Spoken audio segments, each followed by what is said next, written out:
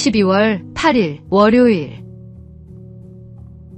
오늘이라는 선물. 우리는 흘러가는 시간 속에서 하루하루를 살아갑니다. 그 하루에 최선을 다해야 합니다. 1년의 가치를 알고 싶다면 학점을 받지 못한 학생에게 물어보십시오. 한 달의 소중함을 알고 싶다면 미숙아를 품에 안은 어머니에게 물어보십시오. 한 주의 가치는 신문 마감에 쫓기는 편집자들이 가장 잘 압니다. 한 시간의 무게는 사랑하는 이를 기다리는 사람에게 물어보면 됩니다. 1분은 열차를 놓친 사람에게, 1초는 사고를 가까스로 피한 사람에게, 그리고 1000분의 1초의 소중함은 은메달에 머문 선수에게 물어보십시오. 모든 순간에는 그만의 이유와 가치가 있습니다. 지금 당신이 함께하는 이 시간도 마찬가지입니다. 소중한 사람과 나누는 대화, 한 모금의 커피, 그 모든 것은 되돌릴 수 없는 선물입니다. 시간은 누구도 기다려주지 않습니다. 어제는 이미 지나간 이야기이고 내일은 아직 오지 않았습니다. 그러니 오늘이야말로 하나님이 주신 현재이자 선물입니다. 오늘의 삶을 허투루 보내지 마십시오. 당신의 오늘이 누군가에게는 평생의 위로가 될지도 모릅니다. 오늘의 말씀. 너는 내일 일을 자랑하지 말라. 하루 동안에 무슨 일이 일어날는지 내가 알 수 없음이니라. 오늘의 만나. 하나님이 우리에게 주신 가장 확실한 시간은 지금 이 순간입니다.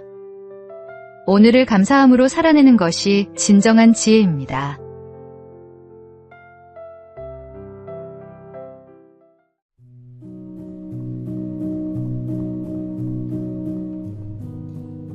(12월 9일) 화요일. 분홍신의 유혹. 덴마크의 동화작가 안데르센의 작품 중에는 분홍신이라는 이야기가 있습니다. 한 소녀가 아름다운 분홍색 신발에 마음을 빼앗겼습니다. 그 신은 마술사의 손에서 만들어진 것이었고 한 번 신으면 죽을 때까지 춤을 멈출 수 없는 마법이 걸려 있었습니다. 소녀는 처음엔 기쁘게 춤을 추었습니다. 사람들의 부러운 시선이 즐겁게 느껴졌고 분홍신을 신은 자신의 모습이 너무나 사랑스러워 보였습니다. 하지만 그 춤은 곧 그녀를 괴롭게 만들었습니다. 분홍신은 가시덤불 속으로, 어두운 계곡으로 그녀를 끌고 갔습니다. 결국 온몸이 상처투성이가 되었고 그 신발에서 벗어나기 위해 그녀는 자신의 발목을 잘라야 했습니다. 예수님께서는 죄를 짓게 하는 손이나 발은 찍어버리라고 말씀하셨습니다. 죄는 분홍신처럼 겉보기에 늘 아름답고 매혹적으로 다가옵니다. 그러나 그 끝은 자유가 아닌 속박이며 결국 생명을 잃게 만듭니다. 오늘도 우리 앞에는 수많은 분홍신이 놓여 있습니다. 눈길을 끄는 유혹, 달콤한 제안, 잠시의 쾌락. 그 속에 숨은 사슬을 알아차릴 수 있는 눈이 필요합니다. 오늘의 말씀. 만일 내 오른손이 너로 실족하게 하거든 찍어 내버리라. 내 백체 중 하나가 없어지고 온 몸이 지옥에 던져지지 않는 것이 유익하니라. 오늘의 만나. 아름답게 보이는 것이 모두 선한 것은 아닙니다. 주님의 빛 아래서 진짜와 가짜를 분별하는 지혜를 구하십시오.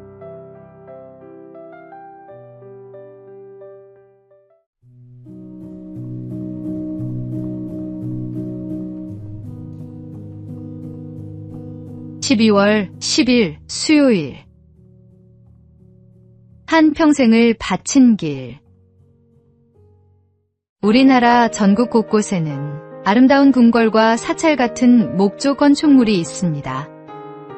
이런 건물을 짓기 위해 나무를 다루는 사람이 목수인데 그 중에서도 목조 건축물의 설계와 시공, 감리까지 모든 과정을 책임지는 사람을 대목장이라고 합니다.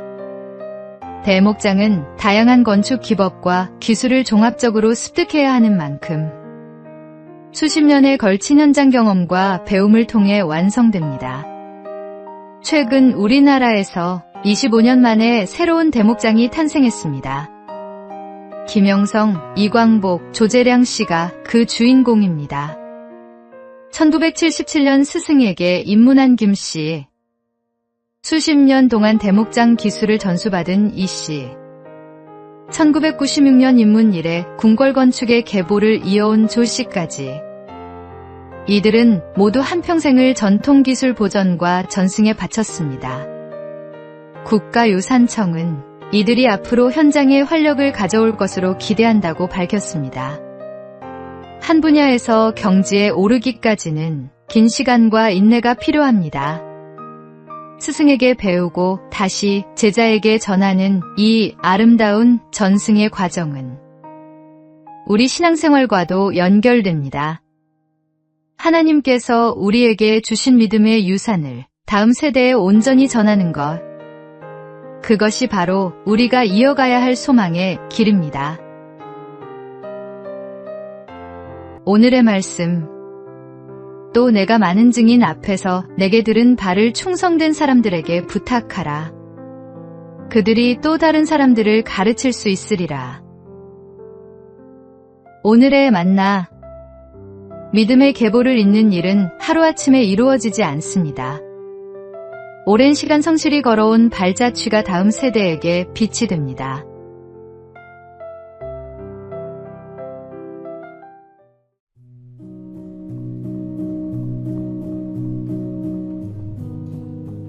(12월 11일) 목요일. 사랑을 미루지 말라. 톨스토이의 우화집에는 이런 이야기가 전해집니다. 그가 여행 중 어느 주막에 머물던 날, 아침에 떠나려는데 병든 주막집의 어린 딸이 그의 빨간 가방을 달라며 울고 있었습니다. 여행길이라 가방을 내줄 수 없었던 톨스토이는 집으로 돌아가면 다시 찾아와 주리라 마음속으로 다짐했습니다.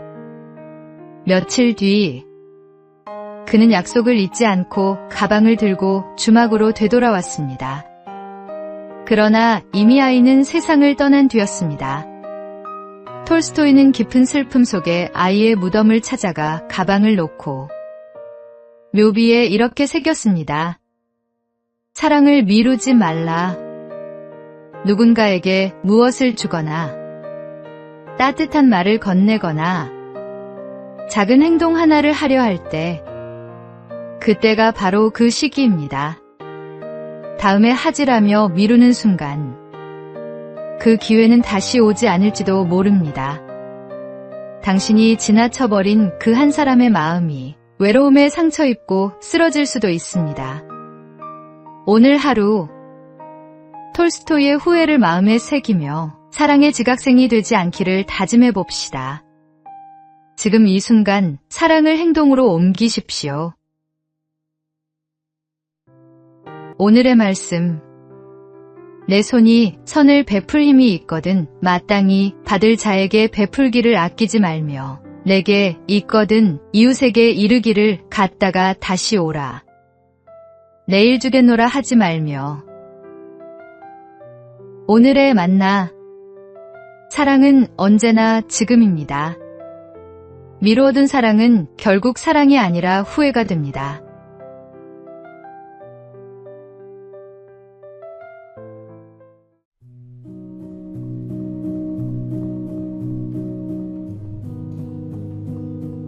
(12월 12일) 금요일. 탐욕이 무너뜨린 왕국. 샘 뱅크먼프리드. 한때 세계에서 가장 주목받던 젊은 기업가였습니다. 암호화폐 거래소 FTX를 설립하고 세상을 바꾸겠다는 이상을 내세워 수십억 달러의 자산을 쌓았습니다. 그의 말 한마디는 시장을 흔들었고 수많은 투자자들이 그를 혁신의 아이콘으로 추앙했습니다. 하지만 영광은 오래가지 않았습니다. 거대한 성공 뒤의 숨은 탐욕은 결국 그를 삼켰습니다. 고객의 자금을 개인 용도로 돌려 쓰고 재물을 속이며 그는 점점 진실로부터 멀어졌습니다. 그리고 2022년 FTX는 하루아침에 붕괴했습니다. 그토록 화려하던 왕국은 사라졌고 젊은 억만장자는 쇠창살 뒤에 서게 되었습니다. 플라톤은 이렇게 말했습니다. 영혼이 육체의 악에 물들면 결코 만족할 수 없다. 그의 말처럼 아무리 많은 부와 권력을 쥐어도 욕망이 영혼을 덮으면 평안은 사라집니다. 진정한 부유함은 가지지 않음이 아니라 더 이상 필요하지 않다고 느끼는 마음에서 옵니다. 주님 안에 머무는 영혼만이 진짜 자유를 누릴 수 있습니다. 오늘의 말씀. 돈을 사랑함이 일만 악의 뿌리가 되나니 이것을 탐내는 자들은 미혹을 받아 믿음에서 떠나 많은 근심으로써 자기를 찔렀도다. 오늘의 만나. 많이 가진 것이 아니라 족한 줄 아는 것이 진정한 부입니다. 하나님 안에서 만족을 배우십시오.